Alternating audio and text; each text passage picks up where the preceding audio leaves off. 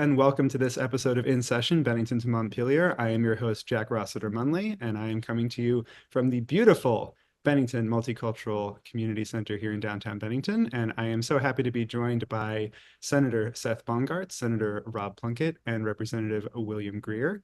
Thank you all for joining me this morning. Thank you, Jack. Thanks for having us, Jack. All right, since you are all first-time guests, I'm going to run you through the regular first-time guest introduction for the show, and that is to introduce your personal and professional background a little bit, and to also give us a little bit of insight into what has led you to this kind of public service. Let's start with Representative Greer.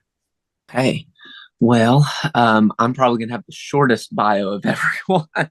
But so I'm a graduate of Bennington College. I graduated in May of 24. During my summers off from the college, I'd worked for my family's land title insurance company. And so now I do that full time to balance that out with all the duties and responsibilities of being a state representative. I also did a lot of organizing work for different public policy issues around Vermont while I was in school.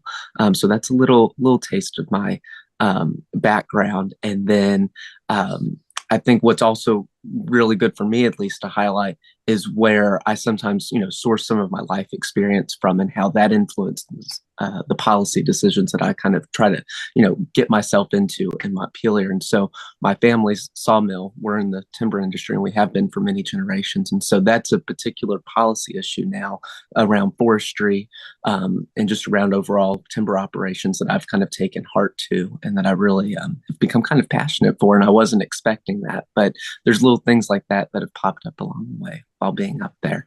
And you asked for our background and what committee we were on. Was that correct? Yep. And so I serve on corrections and institutions. So that's the committee that oversees all of our correctional policy in the state. We also, our big one is the capital bill. I'll get into what that is and all the bills that come before our committee because we have quite a variety of different bills that come before us. But the capital bill essentially addresses the needs of the state infrastructure, and certain little caveats to that, but we'll get into how that's been evolving, what's changing, and the new proposal that the governor's let out. Wonderful. Thank you so much. Thank you, Jack. Yep. Let's hop over to Senator Bongartz, as someone who has served in both the House and the Senate before, talking a little bit about what led you to pursue that public service then and what's led you back to it now. I guess the public service part is just, my father was deeply involved. And so I kind of grew up with it around the kitchen table. And I got involved starting with it, from the time I was just right out of college, going on to the zoning board and then, rescue squad and working my way up through various things. I've just always been involved. I don't know, it's instinctive, I guess. I really care about a lot of issues, and obviously I care about Vermont. I grew up here, and the Bennington Senate District is it's not Bennington County exactly, although it's all of Bennington County plus Londonderry and Stratton on, if you will, my end of the county, and Wilmington and Somerset on Rob's end of the county, so we have 4 towns as well from Windham County. And in fact, one of the places that Rob and I went was Wilmington during town meeting, just because, they're a little bit isolated from us. And so we made a special effort to get over there and make sure that they know that we're paying attention to them as well. So, and I serve, as you mentioned, in the Senate, you get 2 committees. So I serve on natural resources and energy in the morning, and I chair the education committee in the afternoon. So those are my 2 committees, and a lot to talk about all of that, but we'll do that later. Yeah, there might be 1 or 2 things to discuss in the realm of education. Who's to say? Let's pass it over to Senator Plunkett.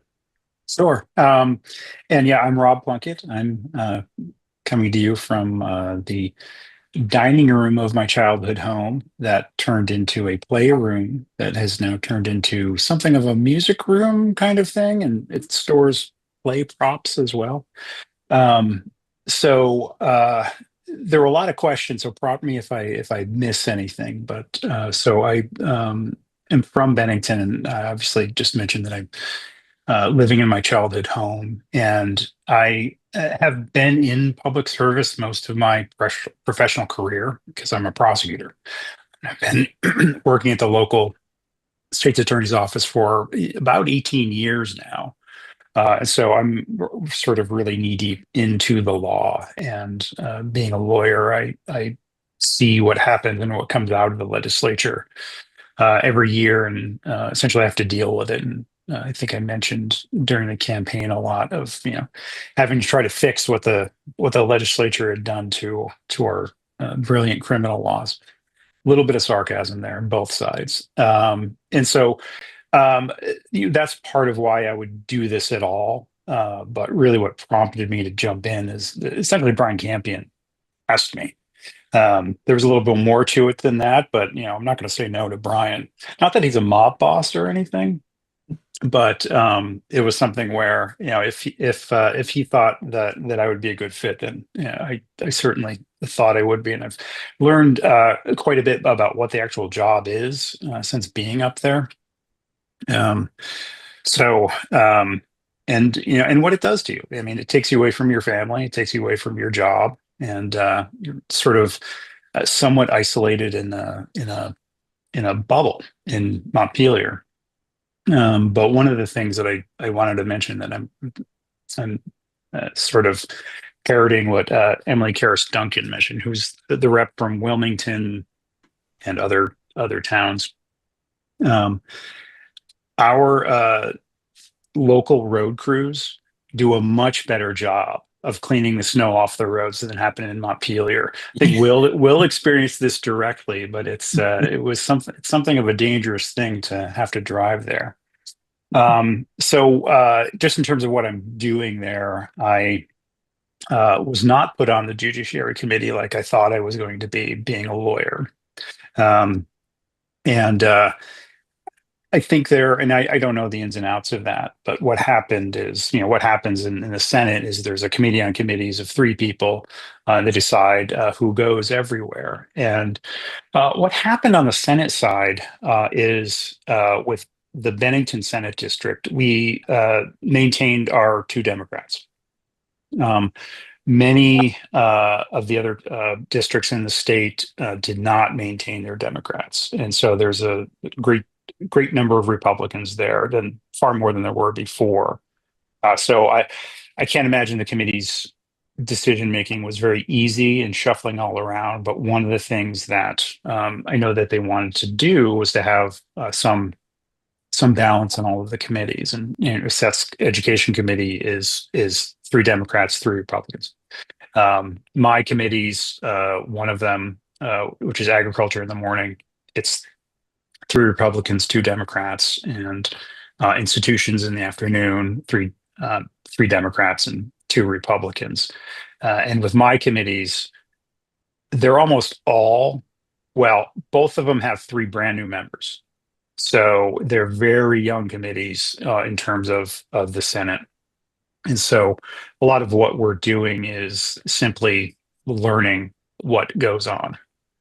And I'm have no background in agriculture, so I'm very happy to learn a lot about agriculture starting out. And we have had, well, I don't know if we want to go into the actual bills that we're doing, but I'll skip that for now and just talk in terms of institutions. So institutions is the mirror committee to Will's Corrections and Institution Committee in the House. This year, 2 things are different than had been in past years for our committee. One is that the corrections portion, the Senate committee had not been dealing with. That had mostly been dealt with in judiciary. So we're dealing with that more now than had been done for probably the past 10 years. And we also were added the issues of information technology generally. Which was a big question mark of, what exactly does that entail? And it entails quite a bit. So a lot of it is trying to figure out what our jurisdiction is. And also just simply to get some sort of background on that. And I was also appointed to some other joint committees. So I'm on the legislative committee on administrative rules, along with Seth. I was also appointed to the Joint Legislative Justice Oversight Committee and the Joint Information Technology Oversight Committee. Those oversight committees generally meet exclusively during the summer. LCAR, which is the Administrative Rules Committee, meets year round. We've only had, I think, 1 or 2 meetings so far, Seth. But I have a passion for administrative rules, apparently. So that's a good fit for me. Thank you so much for that. And I appreciate the added context of what the differences in the committee work looks like between the House and the Senate, because I think that is a really important distinction for people to understand in terms of what does the day-to-day rhythm of the legislative work look like for representatives and senators. Bringing it back to Bennington, you mentioned the special efforts that you made on town meeting day. I do want to talk a little bit about, we just had town meeting day and town voting day in the past week. And so I want to pick up on a few threads from that before we dig back into the committee work and into the legislative work.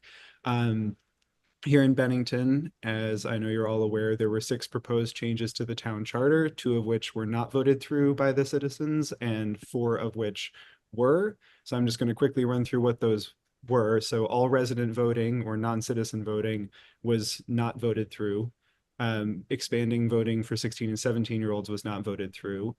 The primacy of town liens was voted through. A 1% tax on non-owner occupied short-term rentals was voted through.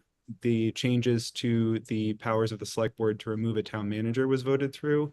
And the delegation of certain investigation and review responsibilities from the select board to the Community Policing Advisory Review Board was voted through. So for the charter changes that were voted on and approved by the citizens, they now go to the legislature. Can you, and we'll go maybe in reverse order, so starting with you, Senator Plunkett again, talk a little bit about what the process is like and what it seems like the fate of those charter changes may be as they move through to the next phase.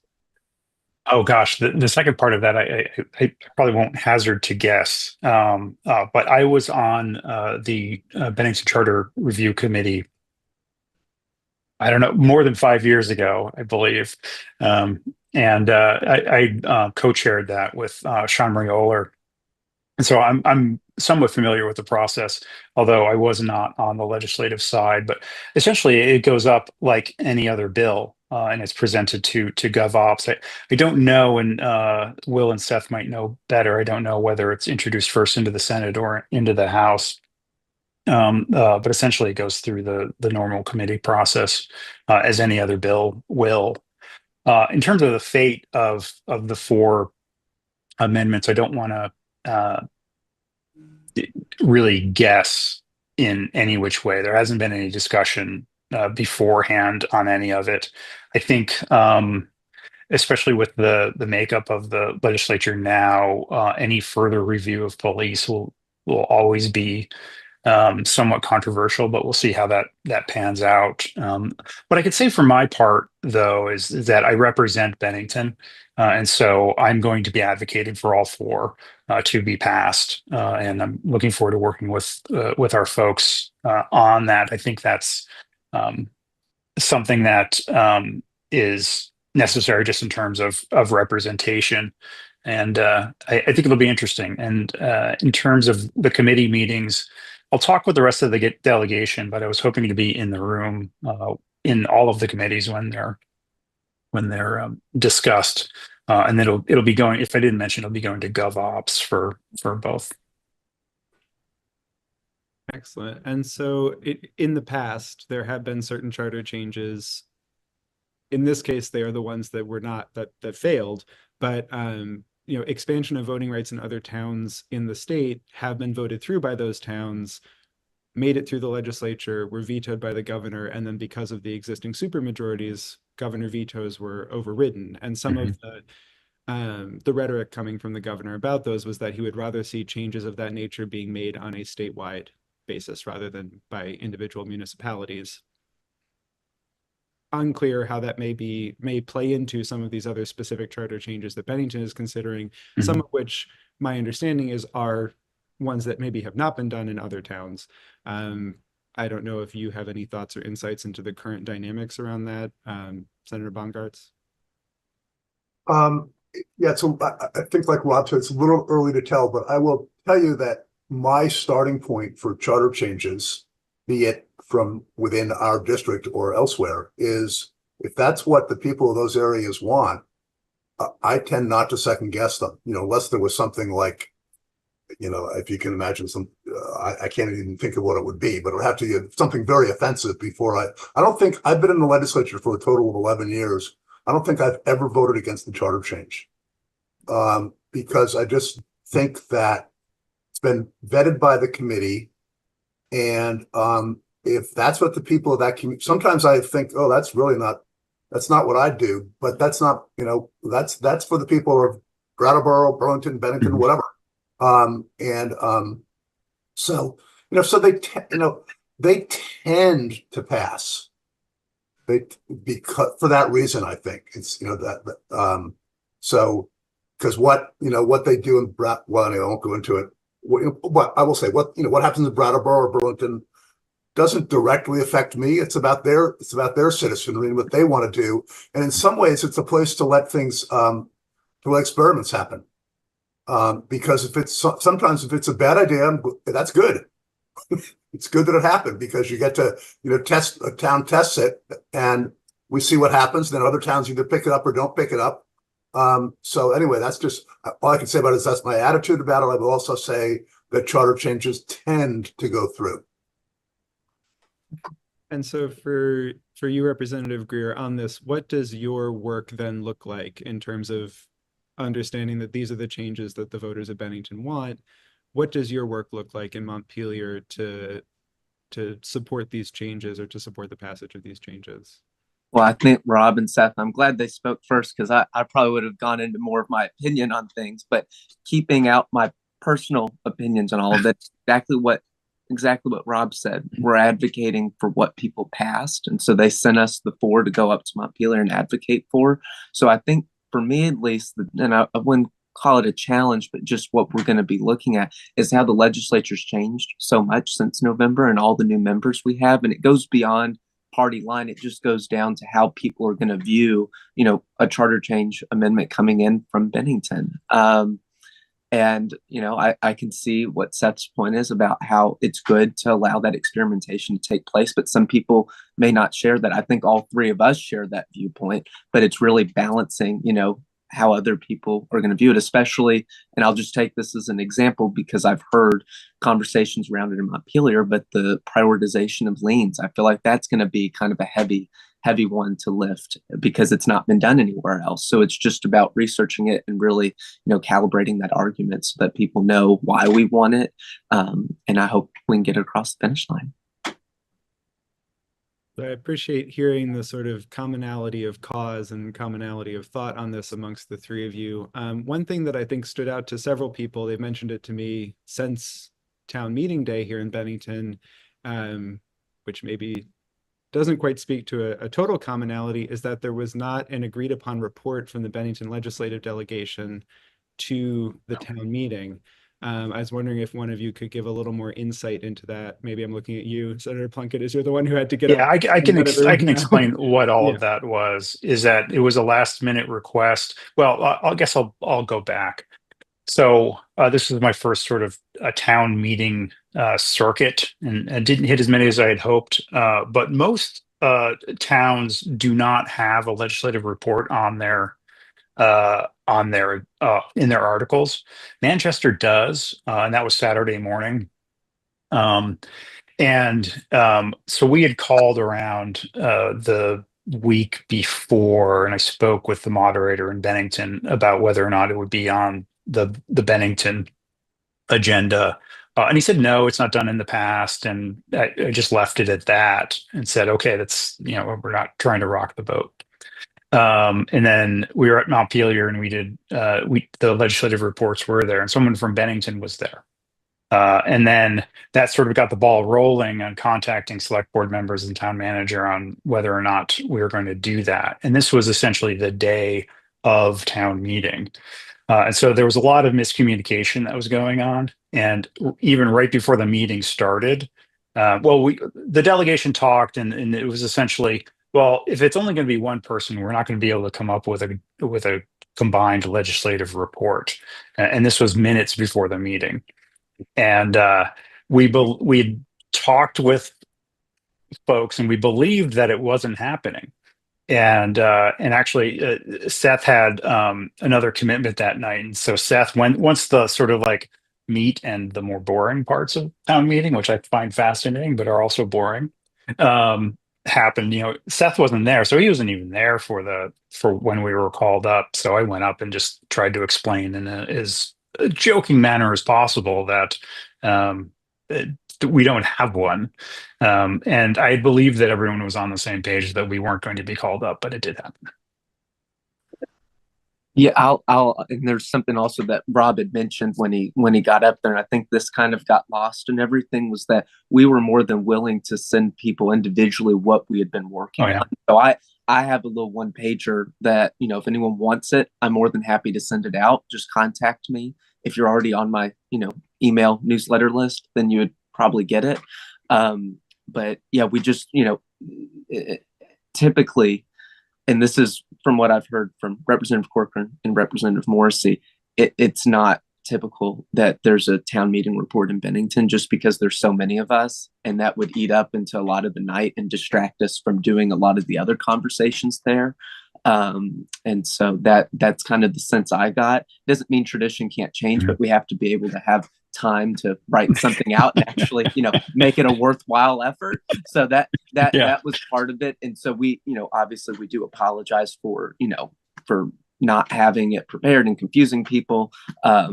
If that's what people were anticipating, but we'll hit, we'll get the mark next year. I think that's very helpful context. Along those lines, Senator Bongartz, can you describe a little bit what the preparation and then the actual process of doing that town meeting circuit is like for you as a senator? How does that kind of come about every year? What does that look like? Well, we have more towns than we can possibly get to. So you take Tuesday morning, for instance, which is sort of a traditional town meeting. So we had towns, although from Wilmington to Peru to Winhall to Londonderry, that all do the traditional town meeting starting at 10 in the morning. And so we just had to pick one. And this year we went to Wilmington. Next year, maybe we'll go to Londonderry, or maybe we could do Londonderry and Winhall both. And then the same thing happens on Monday night. Saturday, we did a couple. So you kind of you do the legwork ahead of time, figure out which towns meet when, because we had two on Saturday, then there's some Monday night, then there's some on Tuesday. And we can't do them all. So it's just a little bit random, with the theory that you hit some one year and you hit some the next. So it's that. And then, with the small towns, and I get Bennington, why it could take a long time, like Will said, with everybody standing up. And then, it gets old too. People are there for the town meeting and then listening to your reps go on. You have to be. So one thing I've learned is to be very succinct. Nobody ever is unhappy that you are quick. And so when Rob and I, to the ones we went around, we tried to be very, each get up and off in 3 or 4 minutes. Because that's about what because then there's the rep is there as well. And, it does eat into time, and town meetings can go on for quite a while. So I don't know. That's what it is. You try to think ahead of time about what are the 2 or 3 really important things people are going to hear about, hit them quickly. And then, if there's questions, there's questions, but otherwise on and off. Actually got some kudos for how short I was on. Yeah. And Bennington. They want to see what they want you to be quick. Yeah. Very nice. In that vein, something that I think came out of town meetings statewide was the votes on school budgets. So last year it was notable that about a third of school budgets were rejected, whereas this year that number was way down. Obviously, the bumps in education spending were also down, which was probably helpful. But we know that one of the biggest issues that is being discussed right now, and the governor has a large plan, 176 pages, that has been put before the legislature on totally revamping how education is funded and organized throughout the state. And so I'm wondering, I guess I'll stick with you, Senator Bongartz, as the chair of the Education Committee in the Senate, what you're taking away. We'll get into the legislative changes and how that's sort of going, but just a takeaway from the town meeting day results with so many more districts voting through their school budgets. Well, I guess it really is that boards knew this time they had to make cuts and they had to do things to keep the rates of increase down. And so that happened. And still 9 didn't pass. I think it was 9 didn't pass statewide, which was actually still a fair number. So people are still very concerned about property taxes. And a lot of people are having a hard time paying their taxes, and we need to do something systemic to fix it. This year, I think there was enough downward pressure to keep the rate of increase pretty small. And I think we'll be able to do something in the legislature. I mean, the thing that people don't really understand is that the rates are voted locally, and then all the budgets from around the state, kind of, if you will, get sent to Montpelier. They get put into this one big bucket, and all the legislature fundamentally does is set the multiplier to pay the bill. And there's more to it than that, because there is a way that the legislature can do things to try to find some money to buy down the rates. And we did that last year.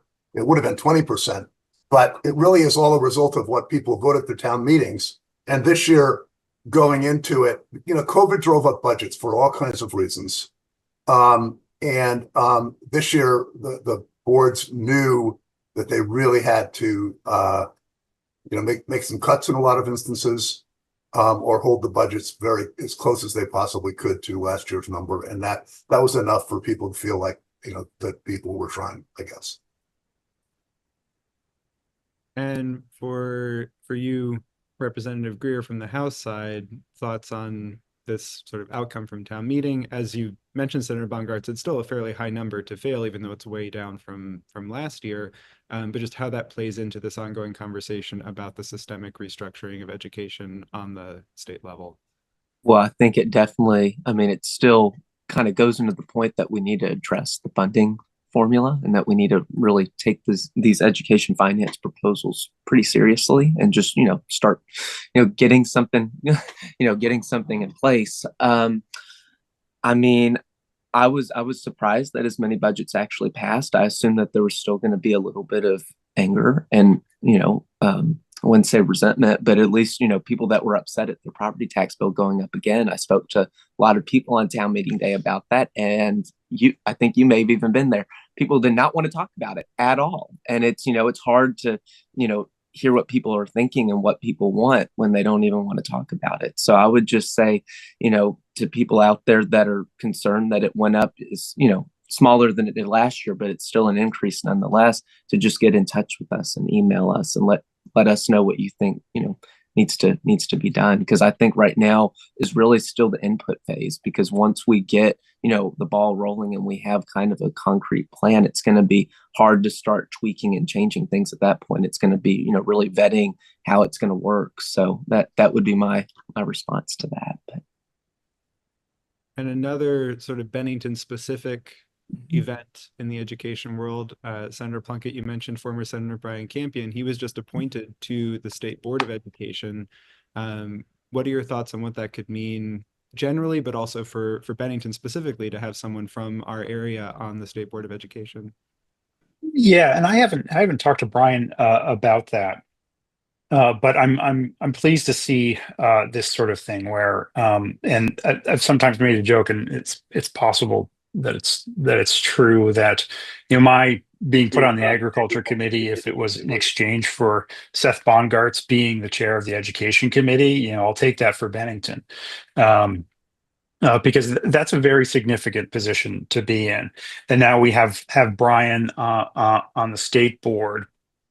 And I feel like, and this has less to do specifically with education than it does with Bennington's representation, that there was a lot of concern from me that with Brian not running again, and with Dick passing away, that Bennington would go back to being just simply forgotten, because their voices were very loud and brought a lot of focus back down here.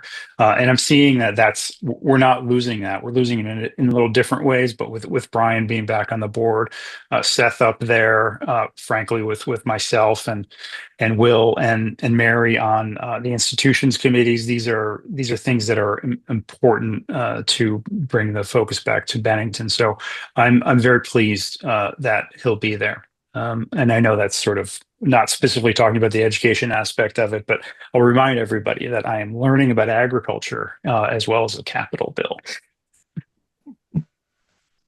Excellent. And for Senator Bongartz, as we're thinking about this sort of larger plan changes in the proposal that the governor has put forward, I'm curious, as someone who's so immersed in this work, your take on that proposal, and then also what it seems like that proposed change would mean for Bennington. Well, when we get that's a major topic you just opened up there, and it takes a lot to unpack.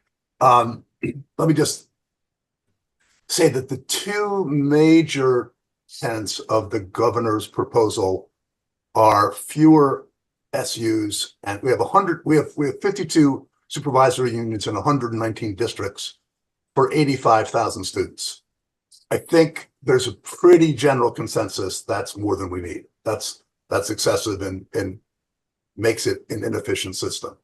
The other part of his proposal, key part of his proposal, is to change from the I always use the word Byzantine funding system that we have now that literally nobody understands when they go to vote their budget. And we have a system that is in a way where nobody is really responsible. Like I said, all the legislature does is set the multiplier after everybody votes, but people voting their budgets locally doesn't really mean that the impacts are felt locally, because it all goes into one big pot and gets distributed back. So it's a very, very complex and unintelligible funding system. And so those are the two key things that he's talking about, the secretary's talking about. They both make sense to me. And I think we've taken a lot of testimony about what could be gained with larger districts. The more, not just efficiencies, but deeper benches within the districts. And the ability to have more specialized services, because if you've got a little district, you just can't have them because so anyway, so that makes some sense. But the 5 districts that the secretary proposed don't really fit the Vermont landscape. They don't fit the culture and the history. And so I think the one thing that's fair to say is that's not going to happen. It's going to be more than 5. I put forth a proposal with 9, and we'll see. We're getting some drafting done. We'll begin to take some testimony, and there's a lot underneath of that. Why the 9? But for Bennington, what it would do is would retain the supervisory union, and it would have the combination that we have now of public and independent schools.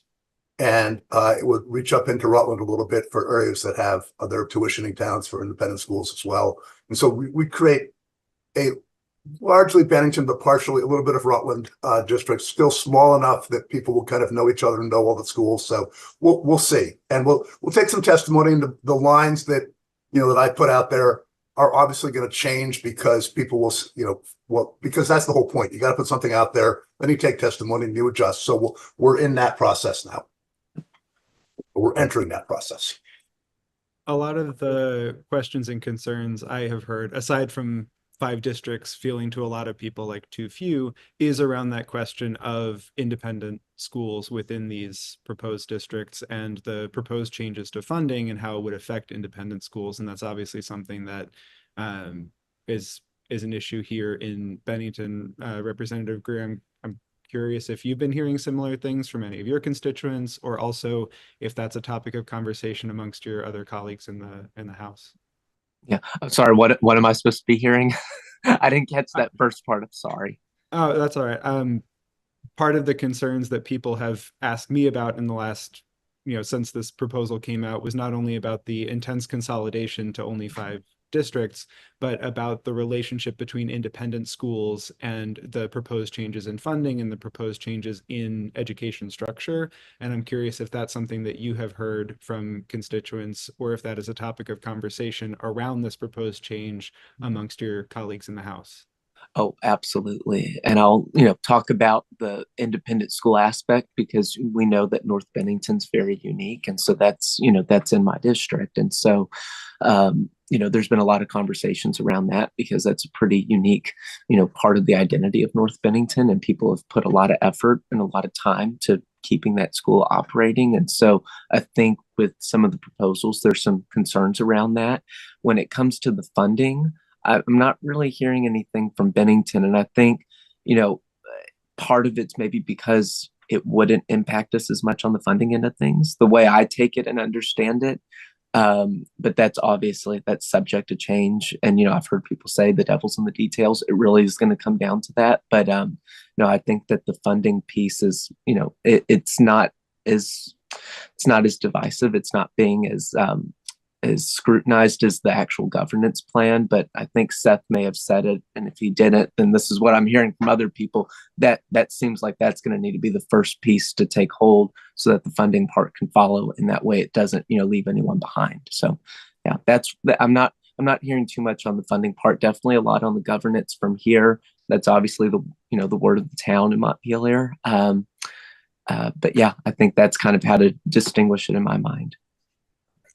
Excellent. I mean, I think we could talk for who knows how many more hours about the education changes, but that will be a recurring topic for these shows throughout the legislative session. So we'll have a lot of time to dig into details and to stay on top of all of the different changes and permutations of what's coming.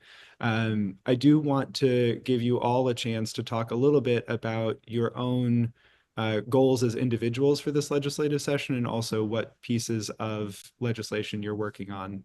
So I think we'll go starting with Senator Plunkett. And that can include, you've talked a little bit also about just learning more about your new responsibilities, how that also plays into your own sort of goal setting as well. Yeah, I guess I'll start off with just talking about my 2 committees, where in agriculture we've had 2 bills. One we've passed through, and one is now on the wall, and I believe we're getting a third. That's not very many. So it's been mostly a learning experience in my mornings in the agriculture committees.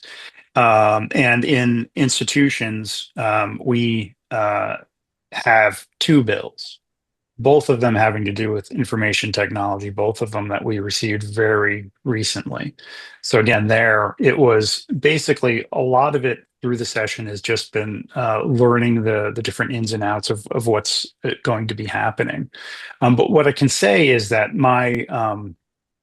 personally, my one goal has been to, and I think we've finally been successful on this, is to bring a spotlight, both literally and somewhat figuratively, or somewhat literally, somewhat figuratively, on the Bennington Battle Monument. And I know it's a symbol, and I know it's something that, at least in Montpelier, people are not terribly interested in, but it's been left in such disrepair for so long that even for me, having grown up here, and I can literally see the monument from my house, it was always sort of a joke of, is the elevator going to work today? It's more important than that as a symbol for the town of Bennington, but I think also for the entirety of Vermont. So early on in the session, I heard jokes about it, which made me angry. These are from other legislators, and it was at that point where I dug in and find out what's going on with this. And finally, we have that has been broadcast, and Jim Therian did a very good job in the banner of kind of going through it and explaining it in detail without the sort of fear that at least the VPR article had given.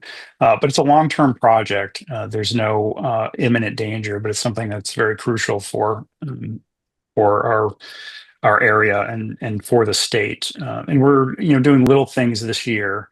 We're going to be moving some $500,000 over to be able to be used for some other aspect of it, to get the design flowing. And I can go into some details on it because I've versed myself a little bit on masonry to some degree.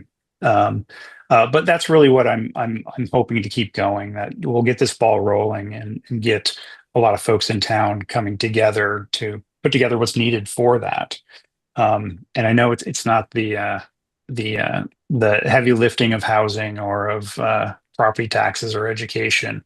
I think that is something that is important to all of us down here. And we've been meeting, the Bennington folks have been meeting as a delegation to talk about this, and we're going to have something going into the Capitol bill. I believe we'll see this next week. And that's really the thing that had been my focus, other than simply sort of like getting my feet on the ground. And what we did do in institutions was I think pass through a very important bill that involves regulation of designing online services that are aimed at children. It's quite literally a bill that is there to prevent the exploitation of our kids, and I'm very proud that we passed that out. It has opposition from some business folks. I think there's a lot of misinformation about it, but I'm hoping that we'll continue that. What we'll be dealing with next is a little more controversial, just data privacy in general, involving adults and children. So that we'll be getting into the nitty-gritty. We have it for essentially 1 week before crossover. So I'm a little disheartened by the pace in Montpelier, where it's both very slow and then has to be very fast. And one of the things I mentioned the other night is I'm a lawyer. I work on court cases that take a longer time than the creation of the law that we're dealing with. And that's something that seems a little odd to me, but I'm also new, so we'll see how the rest of the session goes. In agriculture, there's the bill that we did pass is something I'm very proud of, and we're all proud of there. It's the Farm Security Fund bill. This is essentially putting together a fund that will protect our farmers, big, small, medium, from adverse weather events, and not be reliant on countywide declarations or having it be even widespread. It could be localized to a single farm where they would be eligible for some relief. Obviously, not all of it, because there can never be all of it for our farms. But what is really fundamental to me, and what makes me very happy to be on a committee that I had no background in, is just to learn how deeply embedded into our identity our farms are, and that we're seeing as older family farms are getting towards retirement.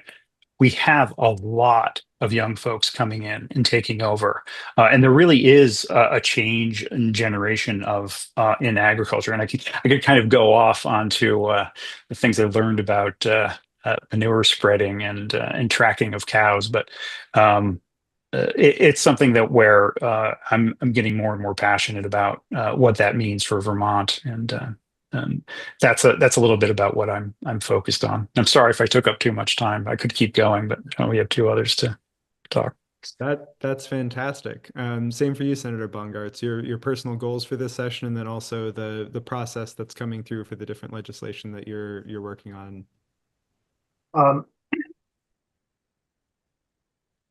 I spent the last 4 years. I was on the House Environment and Energy Committee, and where we did a lot of really good work. I mean, fundamental changes to the way Vermont does business, but partially geared toward making it easier to build housing in downtowns, and to make sure that we're not putting housing in places where it does environmental damage. So it's like we need housing desperately, but we can also be strategic about doing it. And so what I have said about in that arena, the environmental arena, is that we did 20 years worth of work in the last 4 years, because we just passed out a lot of really fundamentally critical and really good legislation. And so the funny thing about this year, I think, is that everybody involved in that arena kind of has the attitude that the real goal this year is implementation. It's not to, because we put a lot onto the regions and towns, a lot of things they have to do in response, and we have to let them do it.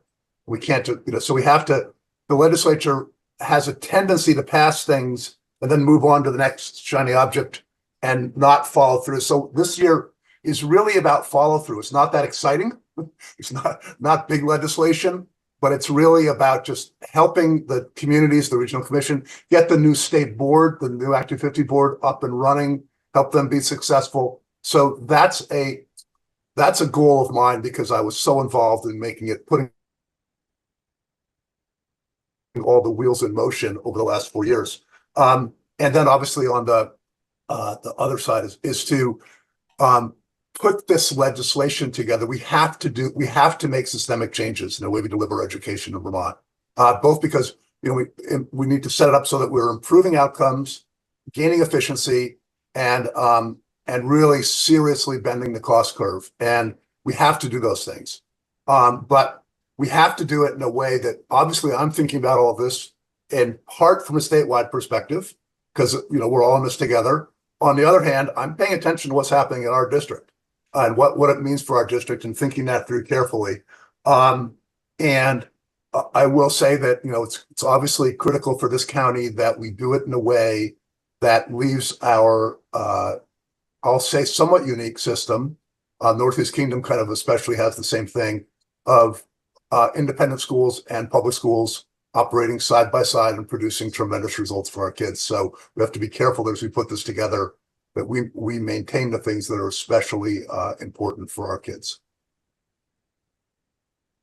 Excellent. And then Representative Greer, same question for you. And you can even get into a little more detail about the work of your committee outside of your own goals. Yeah, so I'll touch on the two bills our committee's passed. And one of those I was very supportive of. I mean, I was supportive of both of them. I voted in favor, but there's one, just personally that I, cared quite a bit about. But the first one was H50, and that is related to identifying state lands and state properties that could be used for housing construction. And so we have this big list. I'm sure Rob maybe got it on institutions as well, but it shows all the state properties and all the land use and the vacancy rates of all of our state buildings. And so what the representative that introduced this was trying to go for was looking at, where do we have prime real estate where we don't use it as efficiently as we once did?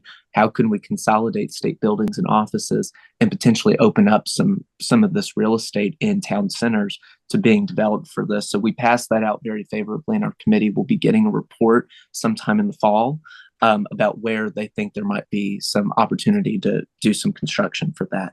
The other one was H219, and this is related to children that are have parents in incarcerated facilities, and making sure that they have the opportunity to see them. And of course, that would be agreed upon that one, the child is safe, and that social services agrees this would be in the best interest of the child to keep that parent contact open. But it's also, about making sure the parent in the facility, is still building that relationship with their child. So it's mutually beneficial when it's applicable.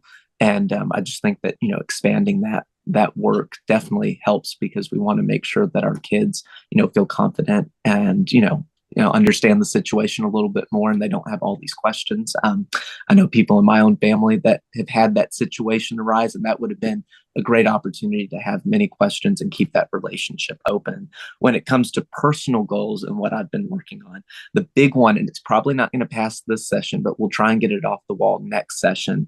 And I think this also highlights how you can work together in bipartisanship, even in a very divided age, was a bill I introduced, H295, and that is about accrued vacation time being paid out to employees.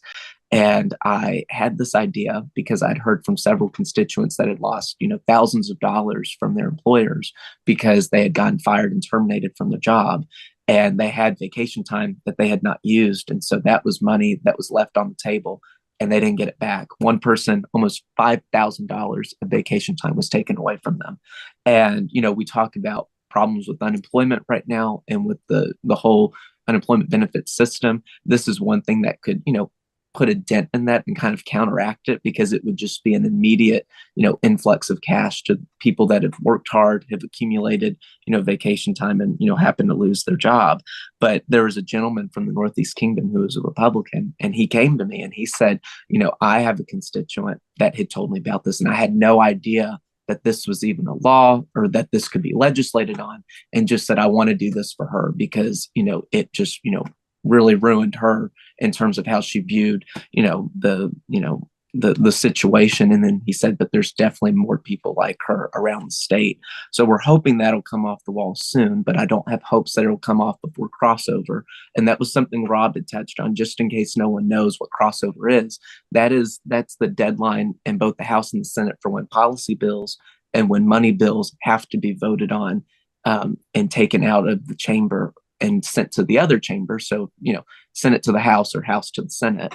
And so that's coming up here. And I think next week. And then the week after, that's when money bills are due. So we have some really tight turnaround time. So it's getting really, really close. But in terms of bills that I have sponsored and that I authored, the one that I authored was H371, and that was a dynamic pricing bill. So this is kind of a foreign topic, but related to AI and how it's used in retail establishments like grocery stores. I'm going to be testifying in the Agriculture Committee on that, because hopefully we can keep, grocery prices, as we've heard in the campaign and even now hearing in the news, there's still inflationary pressures happening all across the supply chain.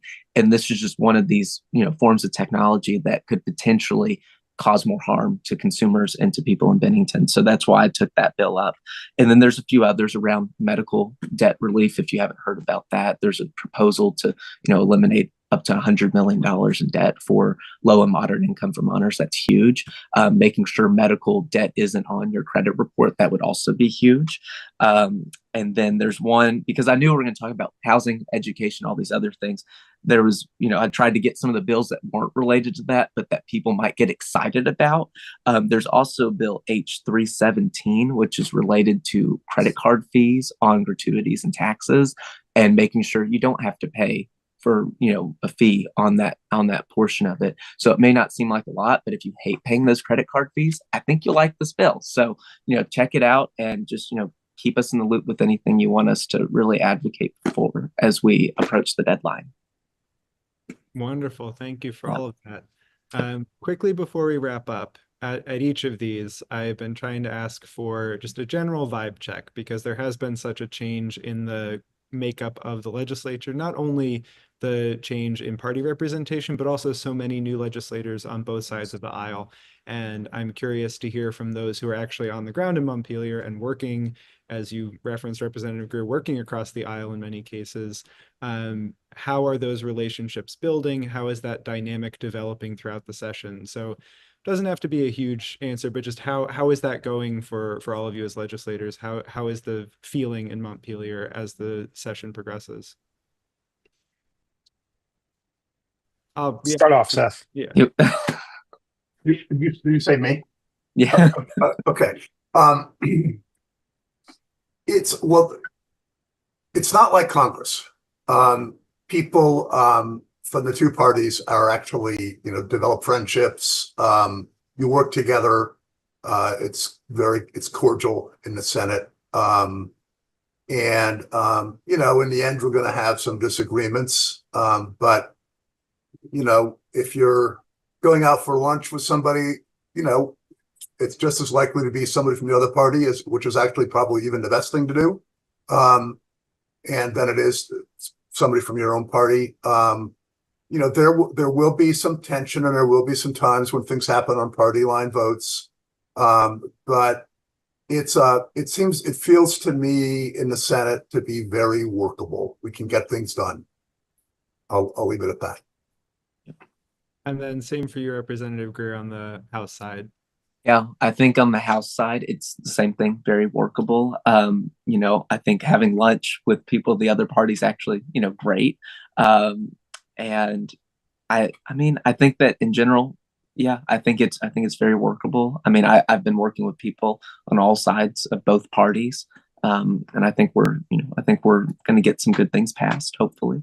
But I don't really have much to add to that. I've enjoyed all the new people on both sides, because having been there, not as a representative and meeting everyone, and now being there as a representative and, being with people, it's there's differences behind the scenes, but I think everyone's really, truly friends at the end of the day, regardless of party, regardless of how we view things. And we're all different too. So there's everyone, that, views everything so differently. So yeah, you can't even go off of, a D or an R, it's really more nuanced than that.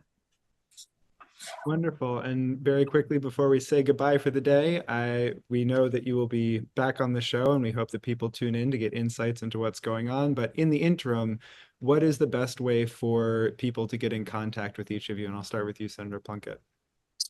Give me a call. My number's on the legislative website. Emails are inundated. I try to get back to them as best as possible, but frankly, just give me a call. And Senator Bongartz? Same thing. We do get inundated with emails, but that's okay. Because it's important to hear from people, and especially if they're from our district. I obviously pay.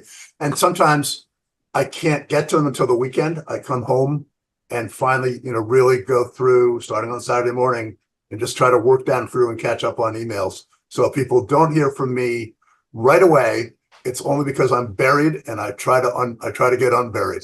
But also, same thing. My number's on just like Rob's. My number is on the bio. A little behind the scenes insight. We record on Saturday morning, so I'm also stealing your email time from you with the show. That's okay. Okay, that's okay. Yeah. And then and Representative Greer. Yeah. So I personally, I prefer email a little bit more, just so that it's there, it doesn't get lost. My voicemail, for some reason, loves to play tricks on me and not actually deliver a voicemail to me when people call. So I won't know who it is if it's not in my contacts. But definitely email. You can call me if you have my phone number. I think I have my phone number somewhere out there on the web. It's also on our legislative page. But if you send me an email and I have your address, or I'm able to get your address, you get one of these. You get a little letter that has my response to it, because I love to write letters. That's just a personal thing of mine. So I try to respond, to people when they're able to do that. So there's many and all different kinds of ways to get in touch with me. And you can also just see me at the grocery store if you come in at like 10 o'clock at night, because I like to do a late night errand. So yeah. Wonderful. Well, Senator Plunkett, Senator Bongartz, Representative Greer, thank you so much for joining on this episode of In Session. Thank you. Thank you, Jack. Have a good one. You too. We'll see you all again soon. Yes.